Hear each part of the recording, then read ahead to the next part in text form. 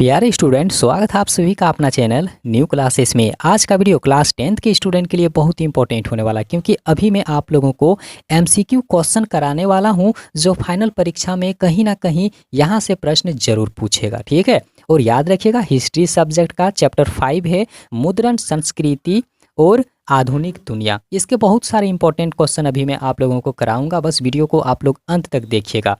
और अगर जितने सारे प्रश्न अभी मैं आप लोगों को कराऊं, अगर इसमें से कोई भी प्रश्न का आंसर आप लोगों को पता है तो आप लोग कमेंट सेक्शन में ज़रूर कमेंट करिएगा कि सर इसका आंसर मुझे पहले से मालूम था, क्योंकि बहुत इंपॉर्टेंट है। और एक चीज़ आप लोग याद रखिएगा, अभी आप लोगों का अर्धवार्षिक परीक्षा जो है वो शुरू होने वाला है। और देखिए, जब आप लोग 2025 में फाइनल एग्ज़ाम देंगे, बोर्ड एग्ज़ाम देंगे, तो उसमें आप लोगों को अब मालूम हो जाना चाहिए कि अब आप लोगों का जो ऑब्जेक्टिव प्रश्न है, ठीक है, ऑब्जेक्टिव प्रश्न जो है अब आप लोगों को टोटल 20 प्रश्न ही पूछा जाएगा। ठीक है, मतलब ऑब्जेक्टिव प्रश्न को अब घटाया गया है और जो सब्जेक्टिव प्रश्न आएगा सब्जेक्टिव प्रश्न को बढ़ाया गया है। तो कहीं ना कहीं आप लोगों का जो एग्ज़ाम है वो बहुत ही टफ होने वाला है। ठीक है, तो आप लोग मेहनत करते रहिए, रिवीजन करते रहिए। और देखिए, मैं जितने सारे वीडियो आप लोगों के लिए अपलोड करूं, आप लोगों को हर एक वीडियो देखना है, क्योंकि हर एक वीडियो आप लोगों के लिए बहुत इंपॉर्टेंट है। ठीक है, तो यहाँ पर सबसे पहला प्रश्न आप लोग देख लीजिए। और एक चीज़ आप लोग याद रखिएगा कि इनसे पहले मैंने बहुत सारा वीडियो अपलोड कर दिया है, मेरे चैनल के प्ले लिस्ट में आप लोग जा करके देख सकते हैं, काफ़ी सारा वीडियो वहाँ पर आप लोगों को मिल जाएगा। ठीक है, चाहे आप लोग पुराना मॉडल पेपर का वीडियो देखना चाहते हैं, उसका सोल्यूशन देखना चाहते हैं, या फिर न्यू वीडियो देखना चाहते हैं, तो वहाँ पर हर एक वीडियो आप लोगों के लिए उपलब्ध है। तो सबसे पहले यहाँ पर देखिए, जो पहला प्रश्न दिया हुआ है कि मुद्रण तकनीक सबसे पहले कहाँ विकसित हुई थी। क्योंकि देखिए, यह प्रश्न जो है ना बहुत इंपॉर्टेंट है, हर एक बार एग्जाम में पूछा जाता है। ठीक है, तो याद रखिएगा, मुद्रण तकनीक सबसे पहले कहाँ विकसित हुआ था? भारत में, चीन में, फ्रांस में, या फिर यूरोप में। ठीक है, तो देख लीजिए, आप लोग याद रखिएगा कि मुद्रण तकनीक जो है ना सबसे पहले चीन में विकसित हुआ था। कहाँ पर? चीन में विकसित हुआ था, आप लोग याद रखिएगा।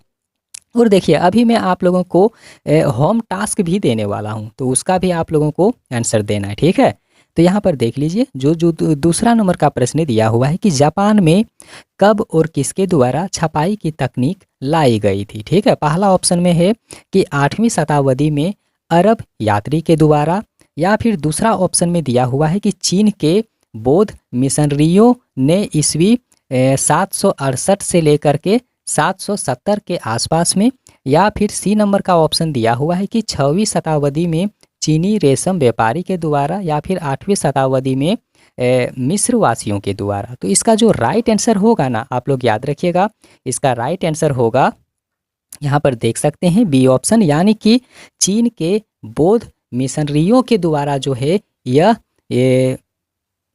छपाई की जो तकनीक है यह लाई गई थी। ठीक है, तो आप लोग याद रखिएगा, बी ऑप्शन इसका बिल्कुल भी राइट आंसर होगा। अब यहाँ पर आगे देखिए, जो 3 नंबर का प्रश्न दिया हुआ है कि कितागावा उतामारो कौन थे। मतलब कितागावा उतामारो जो है वो कौन थे और वह क्यों प्रसिद्ध हुआ था, क्यों प्रसिद्ध हुआ था। बहुत इंपॉर्टेंट क्वेश्चन है। ठीक है, क्योंकि नया भी है। तो यहाँ पर पहला ऑप्शन आप लोग देख लीजिए, एक प्रसिद्ध जापानी कलाकार थे, या फिर एक जापानी कलाकार जो अपने कला के लिए प्रसिद्ध हैं, एक जापानी कलाकार जिसने माने, मोने और वान गोग जैसे बहुत सारे कलाकारों को प्रभावित किया है। कौन सा ऑप्शन जो है इसका राइट आंसर है? तो आप लोग याद रखिएगा, इसका जो डी ऑप्शन यहाँ आप लोगों को दिख रहा है, ठीक है ना, डी ऑप्शन बिल्कुल भी इसका राइट आंसर है। मतलब यहाँ पर देखिए कि 1753 में एदो में जन्मे एक जापानी कलाकार जो उकियो नामक एक चित्रकला के रूप में अपने योगदान के लिए प्रसिद्ध हैं। ठीक है, कौन से चित्रकला के लिए? तो याद रखिएगा, उकियो नामक। ठीक है, कौन नामक? उकियो नामक जो चित्रकला है इसके लिए वह काफ़ी फेमस है। तो आप लोग याद रखिएगा, प्रश्न भी पूछा जाएगा तो इसी तरह से। ठीक है, इसका आंसर आप लोगों को अच्छे से याद रखना है, तब जाके आप लोग जवाब दे पाएंगे।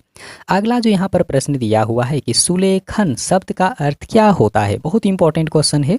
तो देखिए, सुलेखन शब्द का अर्थ क्या होगा? 4 ऑप्शन है। सुंदर छपाई की कला, सुंदर और शैलीबद्ध लेखन की कला, सुंदर हस्तकला की कला, या फिर यहाँ पर देख लीजिए जो डी नंबर में है, एकॉर्डियन की किताब छापने की कला। तो आप लोग याद रखिएगा कि सुलेखन का अर्थ क्या होता है। तो अगर नहीं जानते हैं तो आप लोग यहाँ से याद करके रख लीजिएगा कि सुलेखन का अर्थ होता है सुंदर और शैलीबद्ध लेखन की कला। ठीक है, अगला जो यहाँ पर प्रश्न दिया हुआ है कि पांडुलिपियों का उत्पादन यूरोप में संभव हो गया था, क्यों हुआ था। देखिए, पांडुलिपि का उत्पादन यूरोप में क्यों हुआ था, ठीक है, बहुत इंपॉर्टेंट क्वेश्चन है। और अगर आप लोग नहीं जानते हैं कि पांडुलिपि का मतलब क्या होता है, तो अभी यहाँ पर आप लोग देखिए, ऑप्शन पढ़िए, ऑप्शन में ही इसका आंसर छुपा हुआ है, ठीक है। तो यहाँ पर आप लोग देख सकते हैं, पहला में क्या लिखा हुआ है कि यूरोपीय लोगों ने कागज की खोज किया था, क्या इसीलिए पांडुलिपि का खोज हुआ है, उसका उत्पादन हुआ है। दूसरा ऑप्शन भी यहाँ पर देखिए, दूसरा ऑप्शन में है कि रेशम और मसालों की तरह ही कागज अरब दुनिया में होते हुए यूरोप तक पहुंचा था। या फिर तीसरा ऑप्शन में देखिए कि चीनी कागज रेशम और मसालों की तरह रेशम मार्ग से 11वीं शताब्दी में यूरोप पहुंचा था। या फिर डी नंबर में दिया हुआ है कि इनमें से सब होगा। तो देखिए, आप लोग यहाँ पर याद रखिएगा कि पांडुलिपि का जो उत्पादन हुआ है, जो इसका खोज हुआ है, किसके लिए हुआ था, तो यहाँ पर देख लीजिए और क्यों हुआ था, ठीक है। सी ऑप्शन इसका राइट आंसर होगा कि चीनी कागज रेशम और मसालों की तरह रेशम मार्ग से 11वीं शताब्दी में यूरोप पहुंचा था। बहुत इंपॉर्टेंट क्वेश्चन है, आंसर आप लोग अच्छे से याद करके रखिएगा, ठीक है। आगे आप लोग देख सकते हैं जो 6 नंबर का प्रश्न यहाँ पर दिया हुआ है कि कंपोजिटर, ठीक है, कंपोजिटर शब्द का मतलब होता क्या है, ठीक है। कंपोजिटर शब्द का मतलब होता क्या है, तो यहाँ पर देख लीजिए, एक व्यक्ति जो कविताओं की रचना करता है, या फिर एक व्यक्ति जो एक नाटक के लिए गीत और गीत तैयार करता है, या फिर संगीत की रचना करने वाला व्यक्ति, या फिर एक व्यक्ति जो मुद्रण के लिए पाठ की रचना करता है, ठीक है। तो इनमें से जो है कौन ऑप्शन यहाँ पर सही होने वाला है, तो देख लीजिए जो डी ऑप्शन यहाँ दिया हुआ है ना, कि एक व्यक्ति जो मुद्रण के लिए पाठ की रचना करता है, उसी को क्या कहा जाता है, तो याद रखिएगा, उसी को कंपोजिटर कहा जाता है। क्या कहा जाता है, कंपोजिटर कहा जाता है, ठीक है। आगे जो यहाँ पर अगला प्रश्न है कि 18वीं शताब्दी के अंत में यूरोपीय देशों में पढ़ने का जुनून पैदा हो गया था, क्यों पढ़ने का जुनून पैदा हो गया था, और आप लोगों के अंदर में पढ़ने का जुनून क्यों नहीं आता है, ये आप लोग खोजिए कि हम लोगों को पढ़ने का मन क्यों नहीं करता है।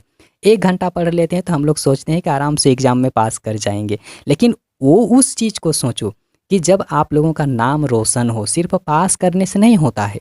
याद रखना है आप लोगों को कि पास करने से नहीं होता है, आप लोगों को कम से कम 90% नंबर लाना पड़ेगा, तब जाके आप लोगों का नाम रोशन होगा, ठीक है। तो इस चीज़ को आप लोग याद करिए और अपने अंदर में पढ़ने का जुनून पैदा करिए।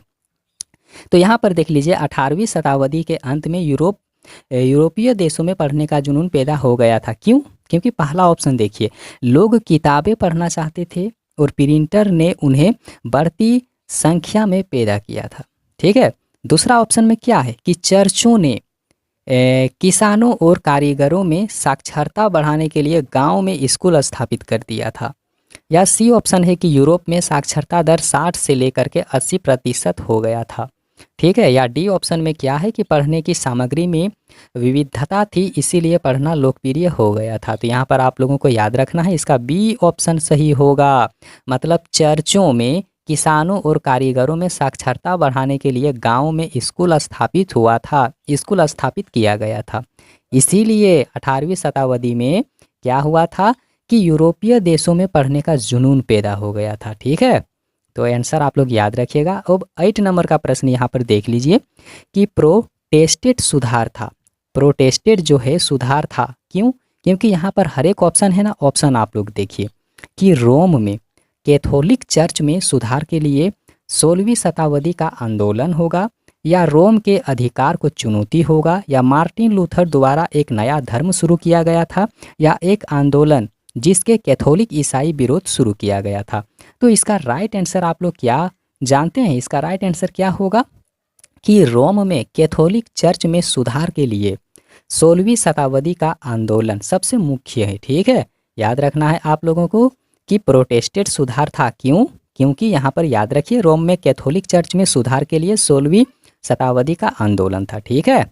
अब यहाँ पर 9 नंबर का प्रश्न आप लोग याद रखिएगा कि प्रिंटर और प्रकाशकों ने अपने उत्पादों को बेचने के लिए नई रणनीति विकसित किया था। मतलब यहाँ पर देख लीजिए कि प्रिंटर और प्रकाशकों ने उत्पादनों को बेचने के लिए नई एक नियम बनाया था, एक रणनीति रचा था। ठीक है, तो निम्नलिखित में से कौन 20वीं शताब्दी का नवाचार नहीं है? यहाँ पूछ रहा है कि 20वीं शताब्दी का नवाचार कौन वाला नहीं होगा 4 ऑप्शन में।